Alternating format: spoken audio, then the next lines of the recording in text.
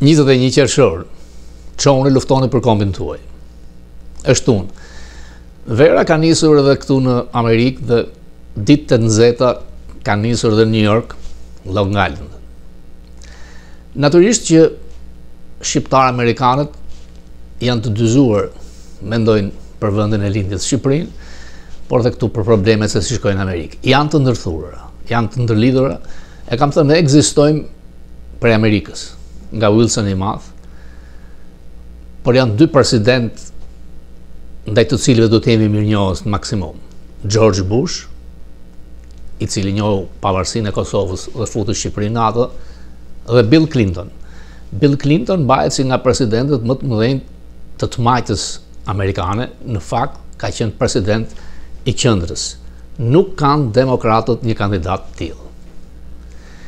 Kur shikon një qasje politike, një problem, një krizë, do të mendosh janë tre shikime.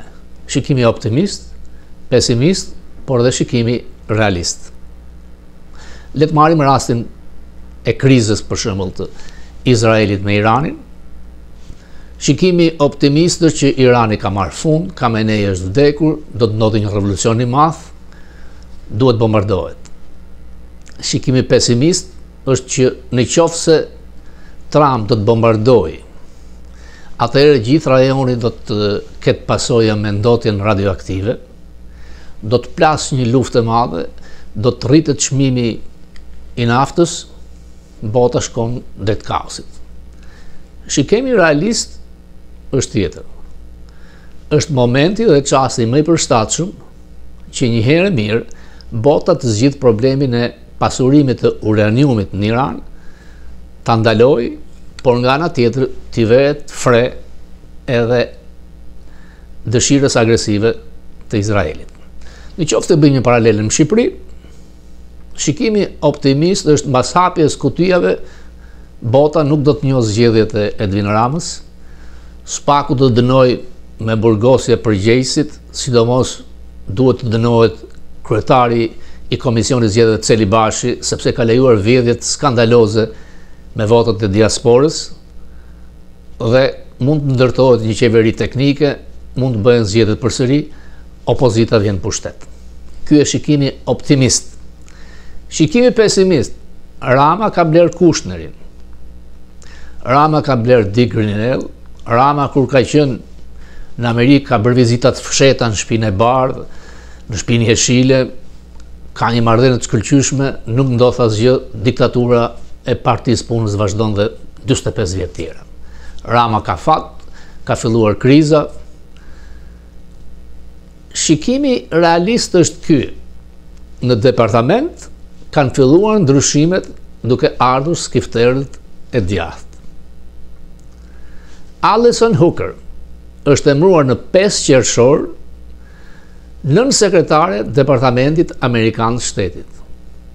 Ka qenë ndihmëse presidentit Trump mandatin e parë, ka qenë varse e John Boltonit te Këshilli i Sigurisë Kombëtare, është një person inteligjent, ka punuar më parë si specialiste në Byron e Inteligjencës dhe të kërkimeve në Departamentin Amerikan të Shtetit, pra mund të jetë dhe nga ato kontingjente që thuhet nga agjencia e famshme antikomuniste CIA, ose Sigurisë Kombëtare, çka bën që platforma e djathës në Departamentin Amerikan të Shtetit do t'i kthejnë me mec shurdh dhe do të spostoj Eurikim and Company.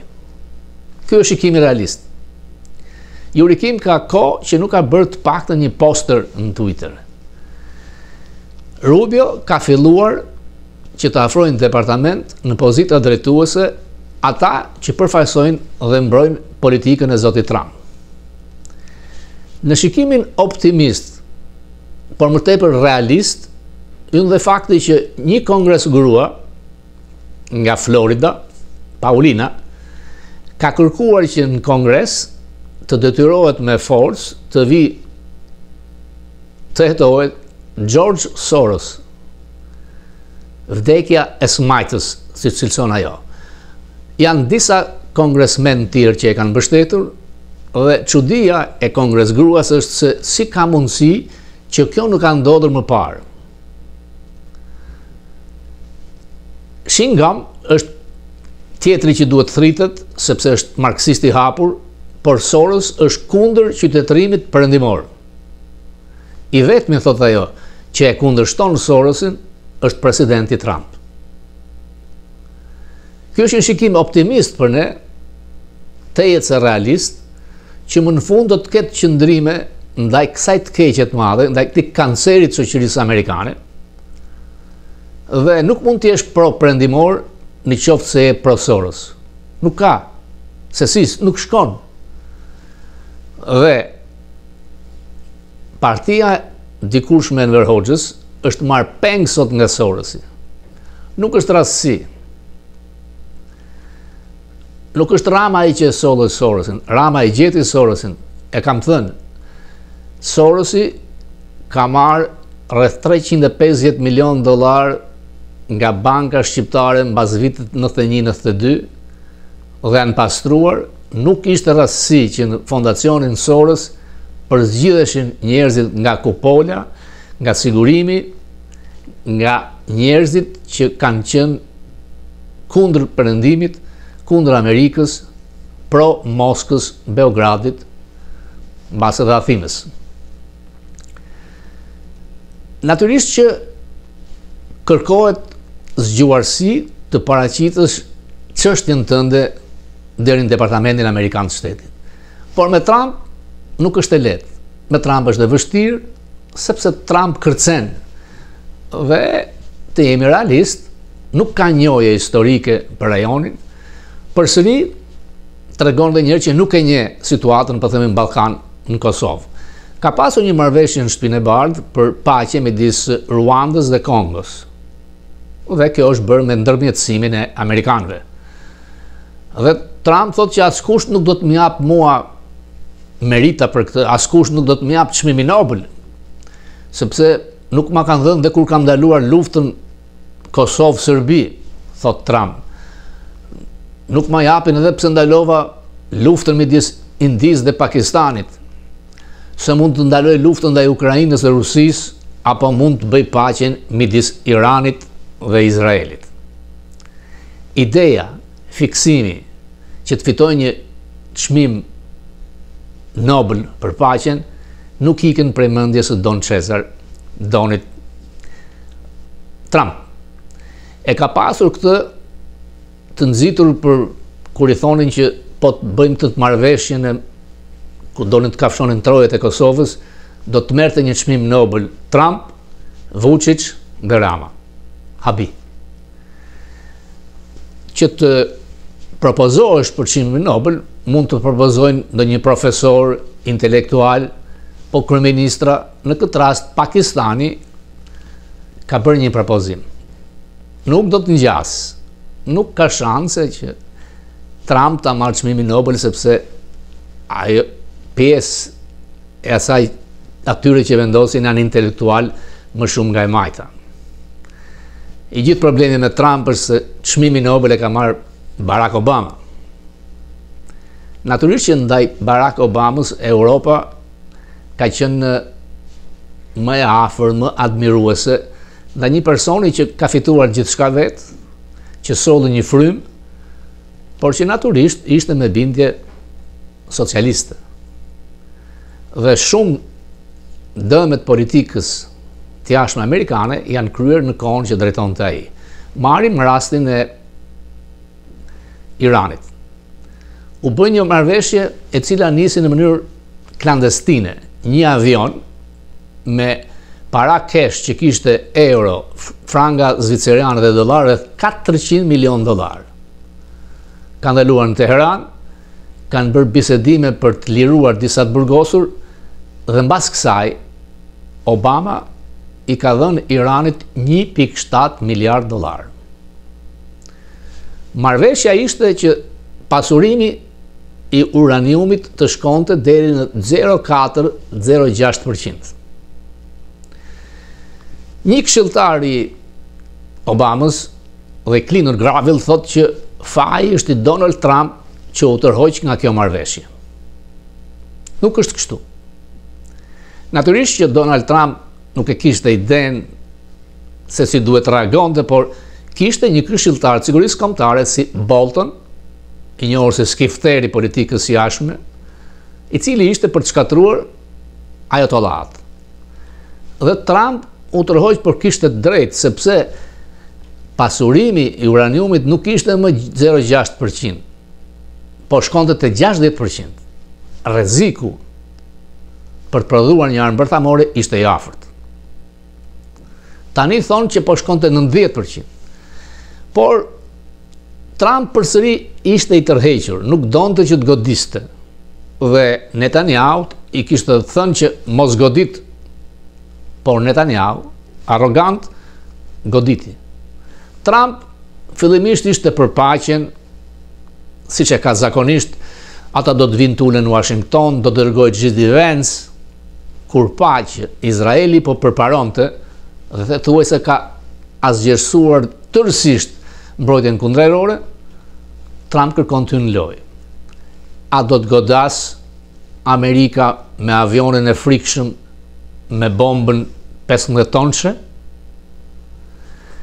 Ideja që jep 2 javë kohë, Bolton dje në një intervistë në CNN tha që vërteton se është tako, Trump always chicken out. Pra, ai nuk është në gjendje, si thot Bolton që e njeh mirë, që të marrë vendime të çastit dhe nuk është i vendosur në ato vendime. Natyrisht që herën e parë kishte general, këshilltar, Pompeo, Bolton, të cilët e ndihmonin. Tani nuk ka.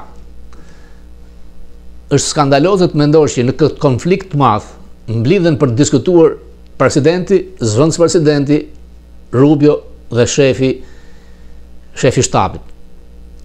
Pra, janë përjashtuar sekretari Pentagonit Hegseth dhe kreu inteligjencës Tasli Gabbard. Tasli në gjuhën Guam është Borzilov në anglisht. Ajo ka qenë një kongres grua demokrate, e cila ka kundërshtuar herën e parë ashpër zotin Trump për tërheqjen nga marrëveshja me Iranin, ka qenë shumë e afërt me Putinin, ka bërë vizitën skandaloze pa marrë lejen dhe mbështetjen e Shtëpisë së Bardhë në Siri duke takuar diktatorin, dhe është një person që kërkon të marrë pushtet shumë të madh duke anashkaluar agjencitë e inteligjencës amerikane që janë 18, po agjencia kryesore është CIA. CIA përgatit ato që quhen PDF, të përditshmet briefing për presidentin, janë rreth 36 faqe. Trump nuk përqendrohet, ka marrë vetëm 6 përditësime të tilla për këtë kohë 4 muaj, do të ketë përdit.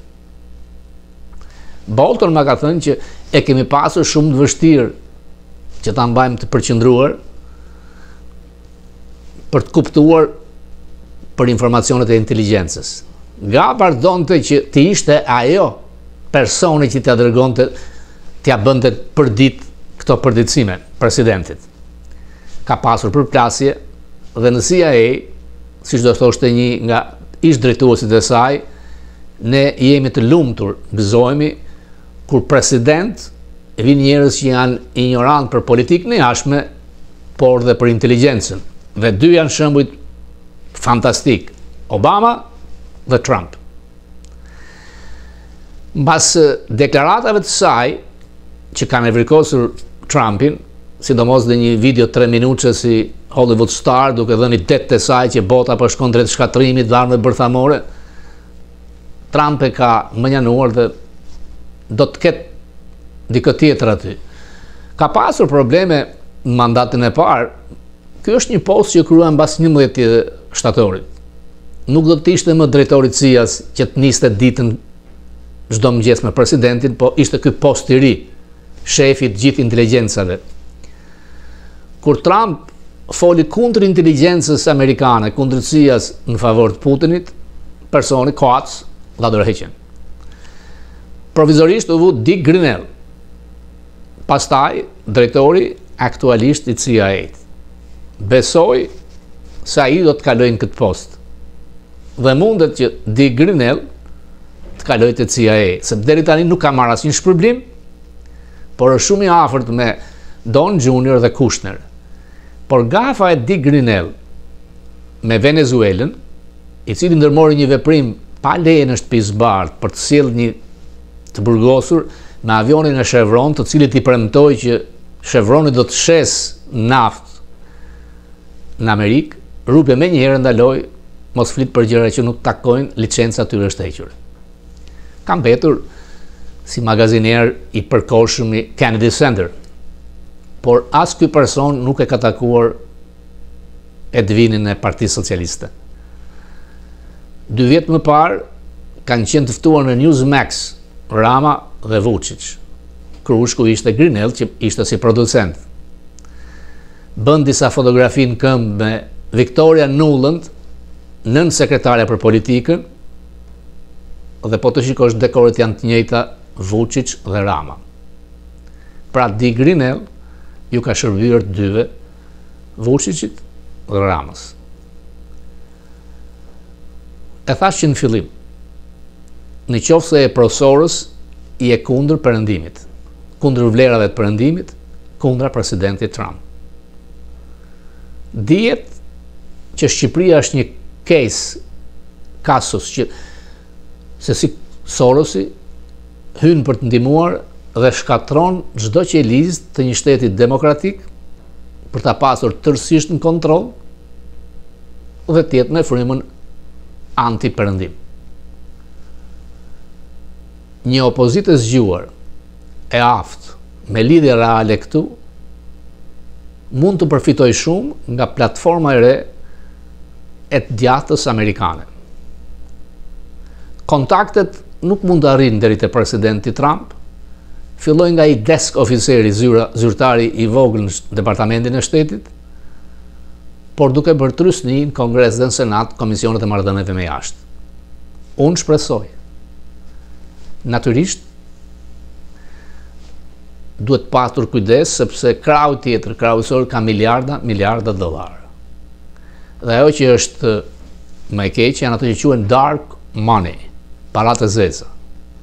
Ndaj dhe Rama që ndojnë Manhattan thuajse me pushime, edhe pse dasma ishte në 14 qershor, erdhi në 12, u larguan datën 17, nuk e di kur ka ardhur në Shqipëri, sepse rinte me njerëzit, oligarkët e tij që i takon këtu të dark money. Ju falenderoj, në fund të abononi në kanalin ton, do t'jap dhe pjesë nga fokusi dje për ata që nuk e kanë parë. Thank you.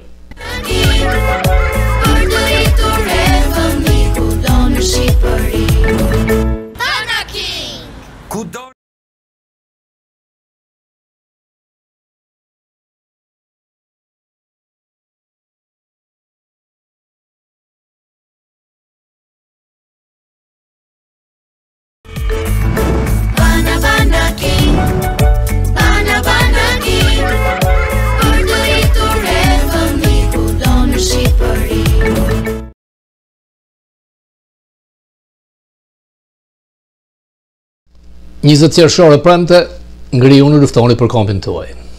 Çka ngjarë? Përse Partia Socialiste, ish Partia e Punës, e festoi datëlindjen e saj në 19 qershor? Ka ftohtë? Datëlindja është në 8 nëntor? Apo është shtyhu nga dasma Alexës? Ajo që ka ndodhur në 12 qershor ka qenë thjesht një ndrim emri.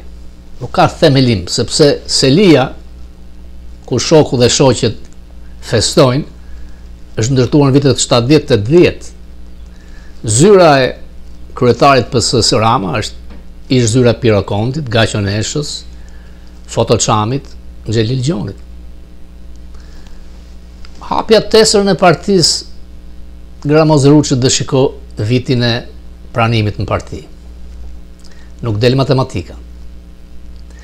Është e turpshme për shqiptarët që vazhduese e një partie që e ka mbajtur peng, të izoluar dhe shkatroi traditat kryesore kombëtare të jetë në pushtet. Nuk është rastësi që kanë zgjedhur Edvin Ramën. Ishte një zgjedhje më intelektuale ajo me Fatos Nanën, kur PS-ja kishte një grup profesorësh. Por klani i Nexhmije Hoxhës, sollën nga Franca, Edwin Ramën, mbështetur nga lobet më anti-shqiptare, greke, si dhe nga Soros, por padyshim dhe nga Beogradi. Natyrisht që çdo gjë ka një fund. Vazhduesja e Partisë Punës duhet të ishte zhdukur nga skena politike shqiptare prej kohësh. Natyrisht, ai ka bërë një lloj shkatrimi sepse ka kthyer në një parti personale, por po të shikosh thellë të emrat mbi emrat, janë bijt e bijt e baballarëve të atyre që nuk pranojnë as krimin e kryer, as shkatrimin e kombit. Natyrisht që në atë parti që ka qenë 160.000 kur u përmbys Shqipëria, shumica kanë qenë njerëz ndershëm. Po flas për kupolën drejtuese, për njerëzit e tij, si Spiro Koleka, kriminal, e turpshme që vazhdojnë ende prokuror, hetues, të mbajnë peng Shqipërinë.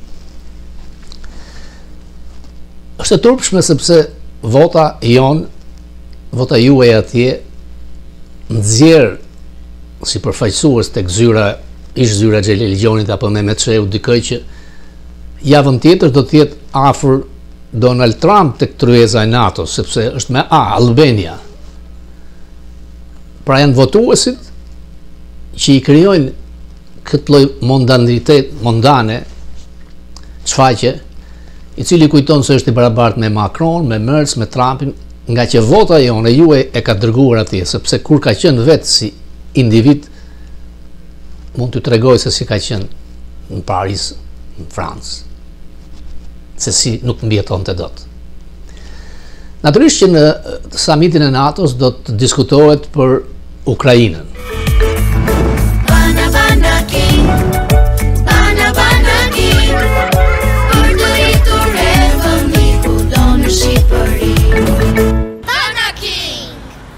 Is based on.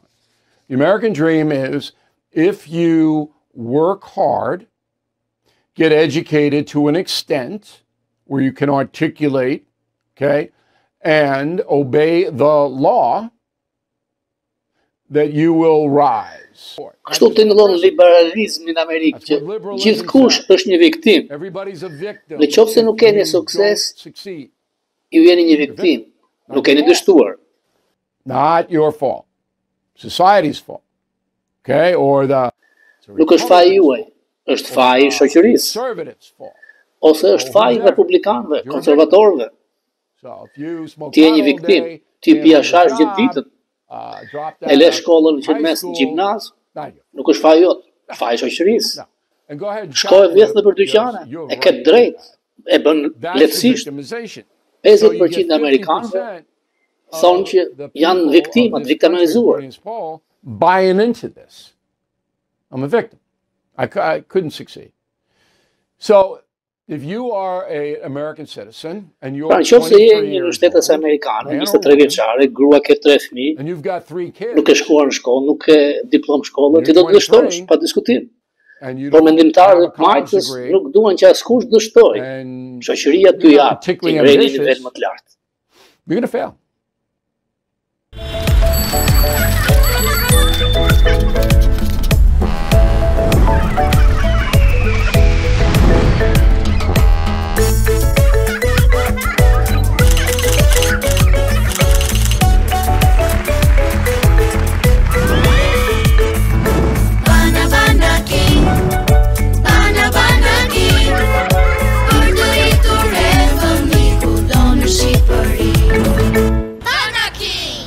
Ku do në Shqipëri?